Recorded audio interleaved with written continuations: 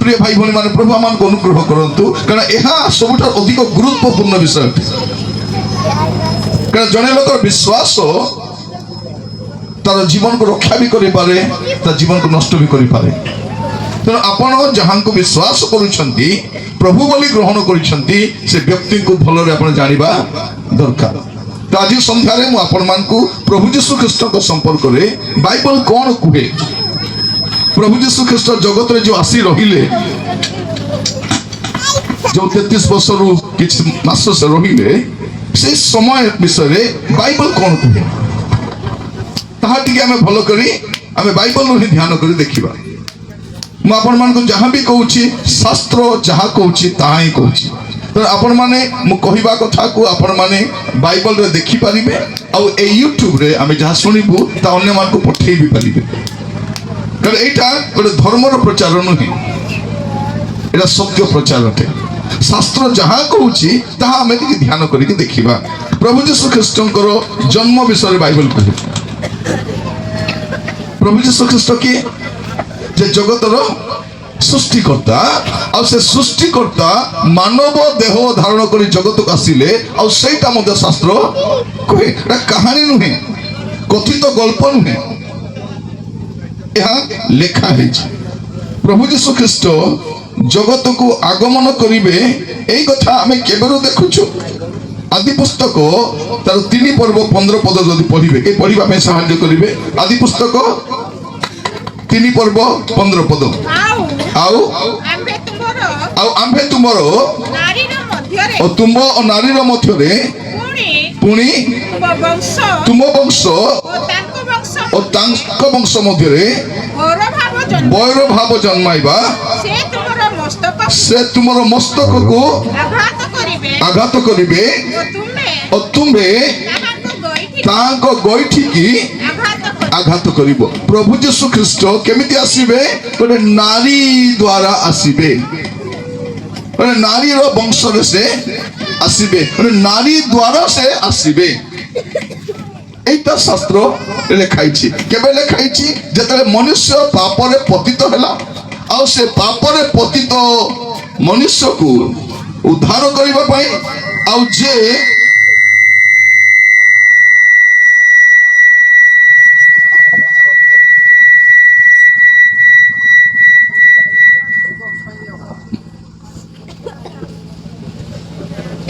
जो यीशु पापर रक्षा करिवे से नारी रो वंशरु बा नारी रो गर्भरु आसीबे आ से कौन करिवे से शैतान रो मस्तक को चूर्ण करिवे ए कथा लेखा होछि हजार हजार वर्ष पूर्वे आ सेई कथा को जेसाई भविष्यत वक्ता पुणी थरे से लिखुचंती यीशुଙ୍କର जन्मर 740 वर्ष पूर्वे से जिसाई भविष्य वक्ता तांको पुस्तक लिखुचंती जिसाई 7 पर्व 14 पद टिक पढिबे जिसाई 7 पर्व 14 पद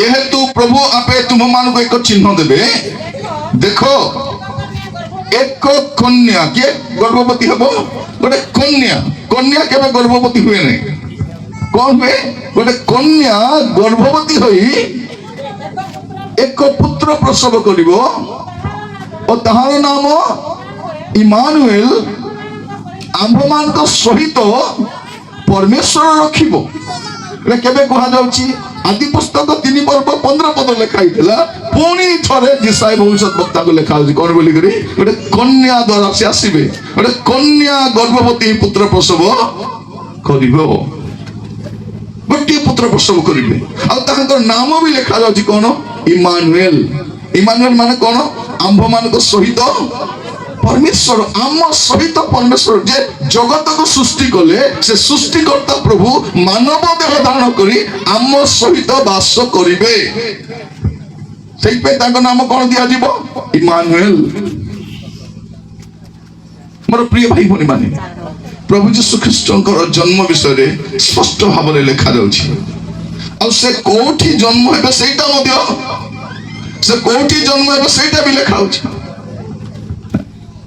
यदि आपण मिखा 5 पर्व 2 पद देखिबे से कोठी जन्म हेबे सेटा भी लिखा होछि से तो जन्म हेबे नारी वंशरु 500 ସରି 740 ବର୍ଷର ଲେଖାଯାଉଛି ସେ କେଉଁ ସ୍ଥାନରେ ଜନ୍ମ ହେବେ ମିଖା ତାର 5 ପର୍ବ 2 ପଦରେ ଲେଖାଯାଏ। ପଢିବେ। ଆଉ ହେ ବେଥଲେହେମ ଇଫ୍ରାଥା ଜିହୁଦାର ସହସ୍ର ଗଣ ମଧ୍ୟରେ କ୍ଷୁଦ୍ର ଯେ ତୁମ୍ଭ ମଧ୍ୟରୁ ଇସ୍ରାଏଲର ଶାସନକର୍ତ୍ତା ହେବା ନିମନ୍ତେ ଆମ୍ଭ ଉଦ୍ଦେଶ୍ୟରେ ଏକ ବ୍ୟକ୍ତି ଉତ୍ପନ୍ନ ହେବେ। ପୁରାତନ କାଳରୁ ଅନାଦି କାଳରୁ ସେ କେବେ ଅଛନ୍ତି? ପୁରାତନ କାଳରୁ ଅନାଦି କାଳରୁ ସେ ଅଛନ୍ତି। ସେ ଅନାଦି ସ୍ପର ସେ କଣ କରିବେ? ବେଥଲେହେମରେ ଜନ୍ମଗ୍ରହଣ କରିବେ। ଆଉ ମୁଁ ସକାଳେ କହୁଥିଲି ଆପଣମାନଙ୍କୁ ବେଥଲେହେମ ବିଦେଶରେ ନାହିଁ। ବେଥଲେହେମ କୋଉଠି ଅଛି? ଏସିଆ ମହାଦେଶରେ ହିଁ ଅଛି। ଆମର ଏସିଆ ମହାଦେଶର ପଶ୍ଚିମ ଭାଗରେ ବେଥଲେହେମ ଆସେ। ଯେଉଁମାନେ କୁହନ୍ତି ଯୀଶୁ ବିଦେଶରୁ ଆସିନାହାନ୍ତି, ଆମର ଏସିଆ ମହାଦେଶରେ ଜନ୍ମଗ୍ରହଣ କରିଥିଲେ। ଯୀଶୁ କିଏ? ଯେ ଜଗତର ସୃଷ୍ଟିକର୍ତ୍ତା। ସେ ଜଗତକୁ କେମିତି ଆସିବେ? ଗୋଟେ ନାରୀର ଗର୍ଭରୁ ଆସିବେ, ନାରୀର ବଂଶରୁ ଆସିବେ। এইটা লেখা যাচ্ছে ମୋର ପ୍ରିୟ ଭାଇ ଭଉଣୀ ମାନେ। ଆଉ ସେ କୋଉଠି ଜନ୍ମ ହେବେ? 550 ବର୍ଷ ପୂର୍ବରୁ ସେ ସ୍ଥାନ ବି ଲେଖା ଯାଉଛି ସେ ବେଥଲେହେମରେ ଜନ୍ମଗ୍ରହଣ କରିବେ। ଯେତେବେଳେ ଯୀଶୁଙ୍କର ଜନ୍ମ ସମୟରେ ମସ୍ତ ଖୋଲନ୍ତୁ ଆପଣ ମାନେ ମାଥ୍ୟୁ ଲିଖିତ ସୁସମାଚାର 2 ପର୍ବ ତାର ପ୍ରଥମ ପଦରୁ ପଢି ଯାଆନ୍ତୁ। ମାଥ୍ୟୁ 2 ପର୍ବ ତାର ପ୍ରଥମ ପଦରୁ। ହେରୋଦ ରାଜାଙ୍କ ସମୟରେ ଜିହୁଦା ପ୍ରଦେଶର ବେଥଲେହେମରେ ଯୀଶୁ କୋଉଠି ଜନ୍ମ ହେବେ? ଜିହୁଦା ପ୍ରଦେଶର ବେଥଲେହେମରେ। କାହିଁକି ବେଥଲେହେମରେ ଜନ୍ମ ହେବେ? ସେ ବେଥଲେହେମରେ ଜନ୍ମ ହେବେ ବୋଲି ଭବିବାଣୀ ହେଇଛି। କେବେ ହେଇଛି? ସେ ଜନ୍ମ ହେବାର 550 ବର୍ଷ ପୂର୍ବରୁ। এইটা ଆଶ୍ଚର୍ଯ୍ୟ। ଆମେ ଜନ୍ମ ହେଲା ପରେ ଜଣା ପଡୁଛି ଆମେ କୋଉଠି ଜନ୍ମ ହେଲୁ ବୋଲି। ସତ ନା ନାହିଁ? କି କୋଉ ଗାଁରେ ଜନ୍ମ ହେଲା ପରେ ଜଣା ପଡିଲା। କିନ୍ତୁ ପ୍ରଭୁ ଯୀଶୁ ଖ୍ରୀଷ୍ଟଙ୍କର ଜନ୍ମ ପୂର୍ବରୁ ସେ ନାରୀର ଗର୍ଭରୁ ଆସିବେ। ଆଉ ସେ କୋଉଠି ଜନ୍ମଗ୍ରହଣ କରିବେ ସେଇଟା ମଧ୍ୟ ଲେଖା ଯାଉଛି। ସେ କୋଉଠି? ବେଥଲେହେମରେ ଜନ୍ମଗ୍ରହଣ କରିବେ। ତାପରେ କଣ ଲେଖା ଅଛି? ଦେଖ ପୂର୍ବ ଦେଶର କେତେକ ପଣ୍ଡିତ ଜେରୁସାଲେମକୁ ଆସି କହିଲେ ଯିହୁଦୀ ମାନଙ୍କ ଯେଉଁ ରାଜା କିଏ ଜନ୍ମଗ୍ରହଣ କରିଛନ୍ତି? ରାଜା। କେଉଁମାନେ ଆସିଛନ୍ତି? ପଣ୍ଡିତ ମାନେ। ପଣ୍ଡିତ ମାନେ ମୂର୍ଖ ମାନେ ନୁହନ୍ତି, ଅଜ୍ଞାନ ଲୋକ ନୁହନ୍ତି। ପଣ୍ଡିତ ମାନେ ପୂର୍ବ ଦେଶରୁ ଆସୁଛନ୍ତି। ଆଉ ଥରେ ପଢନ୍ତୁ ସେ ପଦରେ। ହେରୋଦ ରାଜାଙ୍କର ସମୟରେ ଜିହୁଦା ପ୍ରଦେଶର ବେଥଲେହେମରେ ଯୀଶୁଙ୍କର ଜନ୍ମ ହେବା ପରେ ଦେଖ ପୂର୍ବ ଦେଶର କେତେକ ପଣ୍ଡିତ ଜେରୁସାଲେମକୁ ଆସି କହିଲେ ଯିହୁଦୀ ମାନଙ୍କର ଯେଉଁ ରାଜା ଜନ୍ମଗ୍ରହଣ କରିଅଛନ୍ତି ସେ କେଉଁଠାରେ? କାରଣ ଆମେ ମାନେ ପୂର୍ବ ଦେଶରେ ତାହାଙ୍କ ତାରା ଦେଖି ତାହାଙ୍କୁ ପ୍ରଣାମ କରିବାକୁ କେଉଁମାନେ ଆସିଛନ୍ତି? ପଣ୍ଡିତ ମାନେ ଏ ଶିଶୁ ଯୀଶୁଙ୍କୁ ପ୍ରଣାମ କରିବାକୁ ଆସିଛନ୍ତି। କୋଉଠି? ପୂର୍ବ ଦେଶରେ ଗୋଟେ ତାରା ସେମାନେ ଦେଖିଲେ। ଆଉ ସେ ତାରା କଣ କରିଛି? ଯୀଶୁ ଯୋଉଠି ଜନ୍ମଗ୍ରହଣ କରିଛନ୍ତି ସେ ସ୍ଥାନକୁ ନେଇକରି ଆସୁଛି। ପଣ୍ଡିତ ମାନେ, ସେ ପଣ୍ଡିତ ମାନେ କୋଉ ଦେଶର? ପୂର୍ବ ଦେଶର। ଆଉ ସେ ତାର ପୂର୍ବ ଦିଗରେ କୋଉ ଦେଶ ଅଛି? ଭାରତ ଦେଶ ମଧ୍ୟ ଅଛି। ଆଉ ଅନେକ ପଣ୍ଡିତ ମାନେ କୁହନ୍ତି ଯେ ସେଇଠି ଭାରତ ଦେଶର ପଣ୍ଡିତ ବି ଯାଇଥିବେ ବୋଲି। କାରଣ ସେ ପଣ୍ଡିତ ମାନେ କଣ? ସେମାନେ ଏଷ୍ଟ୍ରୋଲୋଜି ଜାଣିବା ଲୋକ, ଏଷ୍ଟ୍ରୋଲୋଜିଷ୍ଟ ମାନେ। ଆଉ ଏଷ୍ଟ୍ରୋଲୋଜିରେ ଭାରତ ସେ ସମୟରେ ବି ନମ୍ବର 1 ରେ ଥିଲା। ତ ଏମାନେ ତାରା ଦେଖି ଯାଇଛନ୍ତି କଣ କରିବା ପାଇଁ? ସେଇ ଶିଶୁ ଯୀଶୁ ଯେ ଜନ୍ମଗ୍ରହଣ କରିଛନ୍ତି, କୋଉଠି ଜନ୍ମଗ୍ରହଣ କରିଛନ୍ତି? ବେଥଲେହେମରେ ଜନ୍ମଗ୍ରହଣ କରିଛନ୍ତି। ତାଙ୍କୁ ପ୍ରଣାମ କରିବା ପାଇଁ ପଣ୍ଡିତ ମାନେ ଯାଇଛନ୍ତି। ଯଦି ଯୀଶୁ ଜନ୍ମ ହେବା ସମୟରେ ପଣ୍ଡିତ ମାନେ ତାଙ୍କୁ ପ୍ରଣାମ କରିବାକୁ ଯାଇଥିଲେ, ସେଇ ଯୀଶୁ ବଡ ହେଇକରି କୋଉ ପଣ୍ଡିତ ପାଖକୁ ଯିବେ ଶିଖିବା ପାଇଁ? ଆମକୁ କଣ କହୁଛନ୍ତି ନାଇଁ ଯୀଶୁ ଭାରତକୁ ଆସିଥିଲେ, ଯୀଶୁ ଓଡ଼ିଶାକୁ ଆସିଥିଲେ କଣ ପାଇଁ? ପଣ୍ଡିତ ମାନଙ୍କ ଠାରୁ ଶିକ୍ଷା ଗ୍ରହଣ କରିବା ପାଇଁ। କଣ ପାଇଁ ଆସିବେ? ସେ ତ ଜନ୍ମ ହେବା ସମୟରେ ପଣ୍ଡିତ ମାନେ ତାକୁ ପ୍ରଣାମ କରିବା ପାଇଁ ଯାଇଛନ୍ତି, ଆଉ ବଡ ହେଲେ କୋଉ ପଣ୍ଡିତ ପାଖକୁ ଯିବେ ସେ? ମୋର ପ୍ରିୟ ଭାଇ ଭଉଣୀ ମାନେ, ଏଇଟା ଆମେ ବୁଝିବା ଦରକାର। ଶିଶୁ ଯୀଶୁ ଜନ୍ମ ହୋଇଛନ୍ତି, ପଣ୍ଡିତ ମାନେ ତାରା ଦେଖି ଦେଖି। ଆପଣ ଯଦି ପଢିବେ ଗଣନା 24, ଗଣନା ପୁସ୍ତକ 24 ପର୍ବ 17 ପଦ। ଗଣନା ପୁସ୍ତକ ମୁଁ ଆପଣ ମାନଙ୍କୁ କାହିଁକି ପଢଉଛି, ଆପଣ ମାନଙ୍କୁ ନ ପଢେଇବି ମୁଁ କହିପାରିବି, କିନ୍ତୁ ଏଇଥିପାଇଁ ପଢଉଛି ଯେ ଆପଣଙ୍କ ବାଇବଲ ବି ସେଇଟା ଲେଖା ହେଇଛି। ମୁଁ ଆପଣଙ୍କୁ ୟାଡୁ ସିଆଡୁ କହି ଆପଣଙ୍କୁ ଭ୍ରମିତ କରୁନାହିଁ। ଗଣନା 24:17। ହଁ, ସେ କଣ କହୁଛନ୍ତି? ଜଣେ ବ୍ୟକ୍ତି, ମୁଁ ତାହାଙ୍କୁ ଦେଖୁଅଛି, ମାତ୍ର ସେ ବର୍ତ୍ତମାନ ସେ କଣ କହୁଛନ୍ତି? ମୁଁ ତାଙ୍କୁ ଦେଖୁଛି, ମାତ୍ର ବର୍ତ୍ତମାନ ସେ ନୁହଁ। ଏବେ ସେ ନାହାନ୍ତି କିନ୍ତୁ ଅଛନ୍ତି, କିନ୍ତୁ ଏବେ ସେ ଦେହ ଧାରଣ କରିନାହାନ୍ତି, ସେ ଜନ୍ମ ଗ୍ରହଣ କରିନାହାନ୍ତି। ସେ ତ ଅଛନ୍ତି, କେବେରୁ ଅଛନ୍ତି?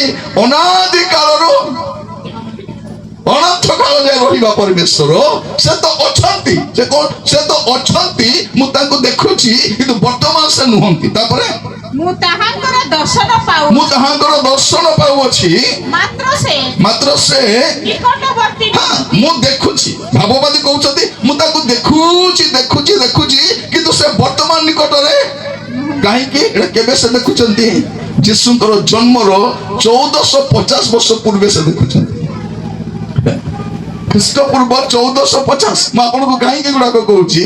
ଯୀଶୁ କୁମାରୀ ଗର୍ଭରେ ଜନ୍ମ ହେବେ ବୋଲି ଆଦି ପୁସ୍ତକ ବାଇବଲର ପ୍ରଥମ ପୁସ୍ତକ ଲେଖା ହେଇଛି, ଆଉ ଯୀଶୁ ସେଟାକୁ ରିପିଟ୍ କରୁଛନ୍ତି 740 ବର୍ଷ ପୂର୍ବେ। ତେଣୁ କୁମାରୀର ଗର୍ଭରେ ଜନ୍ମ ହେବେ, ଆଉ ତାଙ୍କ ନାମ ବି ଦିଆଯିବ। ଆଉ ମିଖା ତାର 5 ପର୍ବ 2 ପଦ ଲେଖା ଯାଉଛି କଣ ବୋଲି କରି? ସେ କୋଉଠି ଜନ୍ମ ଗ୍ରହଣ କରିବେ?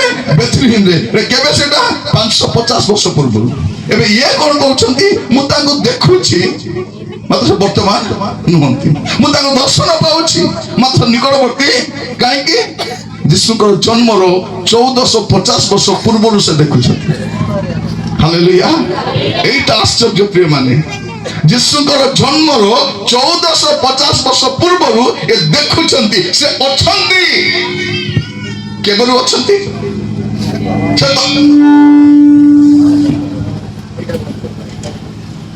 ଅଛନ୍ତି। ସେ ଅଛନ୍ତି। କେବେ ଅଛନ୍ତି? ଅନାଦି କାଳରୁ ଅଛନ୍ତି, କିନ୍ତୁ ଇଏ ଦେଖୁଛନ୍ତି ଦର୍ଶନରେ କଣ? 1450 ବର୍ଷ ଆଗରୁ ସେ ଅଛନ୍ତି, କିନ୍ତୁ ପାଖରେ ନାହାନ୍ତି। ମୁଁ ଦେଖୁଛି କିନ୍ତୁ ନାହାନ୍ତି। କାହିଁକି? ସେ ତ ଅଛନ୍ତି। ସେ କିଏ? ଯାହାଙ୍କ ଦ୍ୱାରା ସମସ୍ତ ବିଶ୍ୱ ସୃଷ୍ଟି ହେଲା। ଏ ଜଗତର ସୃଷ୍ଟି ପୂର୍ବରୁ ସେ ଅଛନ୍ତି। ମୋର ପ୍ରିୟ ଭାଇ ଭଉଣୀ ମାନେ, ପ୍ରଭୁଙ୍କ ନାମର ସ୍ତୁତି ହଉ। ଏହା ବୁଝିବା ପାଇଁ ସାହାଯ୍ୟ ପ୍ରଭୁ କରନ୍ତୁ। ଏ ପଣ୍ଡିତ ମାନେ କଣ କରିଛନ୍ତି? ପ୍ରଭୁ ଯୀଶୁ ଖ୍ରୀଷ୍ଟ ଜନ୍ମ ହେବା ସମୟରେ ପ୍ରଣାମ କରିବାକୁ। ଯୀଶୁ କେବେ ଆସିଲେ? ଗାଲାତୀୟ ତାର 4 ପର୍ବ 4 ପଦ ଲେଖା ଅଛି। ଗାଲାତୀୟ 4 ପର୍ବ ତାର 4 ପଦ। ଗାଲାତୀୟ 4 ପର୍ବ 4 ପଦ। କିନ୍ତୁ କାଳ ସମ୍ପୂର୍ଣ୍ଣ ହୁଅନ୍ତେ ଈଶ୍ୱର ଆପଣା ନିକଟରୁ ନିଜ ପୁତ୍ରଙ୍କୁ ପ୍ରେରଣ କଲେ। ପ୍ରଭୁଙ୍କୁ କେବେ ପ୍ରେରଣ କଲେ? କାଳ ସମ୍ପୂର୍ଣ୍ଣ ହୁଅନ୍ତେ। ଏବେ ବି ଯୀଶୁ କେବେ ଆସିବେ? କାଳ ସମ୍ପୂର୍ଣ୍ଣ ହେଲେ ଆସିବେ। କାରଣ ବାଇବଲର ପରମେଶ୍ୱର କାଳ ଅନୁସାରେ କାର୍ଯ୍ୟ କରନ୍ତି। ଆମ ଲୋକମାନେ କଣ କହୁଛନ୍ତି? ଯୀଶୁ ଡିସେମ୍ବର 25 ଜନ୍ମ ହେଲେ ବୋଲି ପ୍ରମାଣ କଣ? ଆମ ପାଖରେ କିଛି ପ୍ରମାଣ ମଧ୍ୟ, ମାତ୍ର ଏତିକି ପ୍ରମାଣ ଅଛି ଜନ୍ମ ହେଇଛନ୍ତି ବୋଲି ପ୍ରମାଣ ଅଛି। ତୁମେ ଯାହାକୁ ମାନୁଛ ତାଙ୍କର ତ ପ୍ରମାଣ ବି ନାହିଁ। ଆମେ ଯାହାକୁ ମାନୁଛୁ ତାଙ୍କର ପ୍ରମାଣ ଅଛି, ଖାଲି ତାରିଖ ଲେଖା ହେଇନାହିଁ।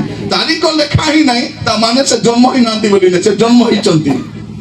ମୋ ପ୍ରିୟ ଭାଇ ଭଉଣୀ ମାନେ, କାଲିକି ଆମେ ବଡଦିନ ପର୍ବ ପାଳନ ନ କଲେ ମଧ୍ୟ ସେ ଜନ୍ମ ହେଇ ସାରିଛନ୍ତି। ଆପଣ ମାନନ୍ତୁ କି ନ ମାନନ୍ତୁ ଯାଇ ଆସେ ନାହିଁ। କାଲିକି ତ ଆମର ଦେଶର କଟକଣା ହବ, ନାଇଁ ଆମେ ବଡଦିନ ପର୍ବ ପାଳନ କରିବାକୁ ଦେବୁ ନାହିଁ। ଠିକ ଭାବରେ ଧରିବା, ମଦ ଗଞ୍ଜେଇ ଖାଇ ବନ୍ଦ କର। ସେମାନେ ବନ୍ଦ କର କଣ? ଯୀଶୁଙ୍କର ଜନ୍ମ କ୍ୟାନ୍ସେଲ ହେଇଯିବ? କ୍ୟାନ୍ସେଲ ନାହିଁ, ସେ ତ ଜନ୍ମ ହେଇ ସାରିଛନ୍ତି। ଜଗତର ଉଦ୍ଧାର ନିମନ୍ତେ ସେ ଜଗତକୁ ଆସି ସାରିଛନ୍ତି। ମୋର ପ୍ରିୟ ଭାଇ ଭଉଣୀ ମାନେ, ଯୀଶୁଙ୍କର ଜନ୍ମ ବିଷୟରେ ବାଇବଲରେ ଲେଖା ହେଇଛି। ଆଉ ସବୁଠାରୁ ବଡ଼ କଥା କ'ଣ, ସେ ଯୋଉ ଜନ୍ମଗ୍ରହଣ କରିବେ ସେଇ ସମୟରେ ତାଙ୍କର ଜନ୍ମ ପଞ୍ଜୀକୃତ ମଧ୍ୟ କରାଯାଇଛି। ଯଦି ଆପଣ ଦେଖିବେ ଲୁକ ତାର 2 ପର୍ବ ତାର ପ୍ରଥମ ପଦରୁ ପଢି ଯାଆନ୍ତୁ। କାହିଁକି କହୁଛି ଯୀଶୁଙ୍କର ଜନ୍ମଟା ରେକର୍ଡେଡ, ଲେଖା ଯାଇଛି। ପଢିବେ ଟିକେ ଲୁକ 2 ପର୍ବ 1 ସେ ସମୟରେ ସମସ୍ତ ସାମ୍ରାଜ୍ୟବାସୀଙ୍କର ନାମ ଲେଖାଯିବା ନିମନ୍ତେ କାଇସର ଅଗଷ୍ଟ, ଯୀଶୁଙ୍କର ଜନ୍ମ ଶାସନକର୍ତ୍ତା କିଏ ଥିଲେ? କାଇସର ଅଗଷ୍ଟ ବୋଲି ଜଣେ ଥିଲେ। ଇତିହାସ ଆପଣ ମାନିବେ ଜାଣିବେ। କାଇସର ଅଗଷ୍ଟ କେବେ ଥିଲେ ଜଣା ପଡିବ। କାଇସର ଅଗଷ୍ଟଙ୍କ ସମୟରେ ଆଜ୍ଞା ଘୋଷଣା କରାଗଲା। ସୁରିଆର ଶାସନକର୍ତ୍ତା କ୍ୱିରିନିୟନଙ୍କ ସମୟରେ ପ୍ରଥମ ଥର ଏ ଜନଗଣନା ପ୍ରଥମ ଥର ହେଇଥିଲା। କାହିଁକି ଜନଗଣନା ହେଇଥିଲା? ଏଇଥିପାଇଁ ଯେ ଯୀଶୁଙ୍କର ଜନ୍ମ ଇତିହାସରେ ରେକର୍ଡ ହେବା ଦରକାର। ଲୋକ ପଚାରିବେ କ'ଣ ତମର ଯୀଶୁ ଜନ୍ମ ଗ୍ରହଣ କରିଛନ୍ତି ବୋଲି ଗ୍ୟାରେଣ୍ଟି କ'ଣ? ଏମାନେ ଶାସନକର୍ତ୍ତା ଥିଲେ। ସେଇ ସମୟରେ ପ୍ରଥମ ଥର ଜନଗଣନା ହେଇଥିଲା ଆଉ ଯୀଶୁଙ୍କର ଜନ୍ମ ମଧ୍ୟ ରେକର୍ଡେଡ। ପ୍ରଭୁ ଜାଣିଛନ୍ତି ଲୋକ ଅବାନ୍ତର କଥା ପଚାରିବେ ବୋଲି। ସମୟ ଆସିବ ଯୀଶୁ ଲୋକମାନେ ପ୍ରଶ୍ନ ପଚାରିବେ, ସତ ନା ନାହିଁ? ଏବେ ଆମକୁ ପଚାରୁଛନ୍ତି ତୁମେ ଭାରତରେ ଜନ୍ମ ହେଇଛ ବୋଲି ଗ୍ୟାରେଣ୍ଟି କ'ଣ ବୋଲି? ମରିଯିବା କଥା ନାହିଁ। ଆମେ ଆମେରିକାରେ ଜନ୍ମ ହେଲା ପରେ ଦେଖାଯାଉଛୁ।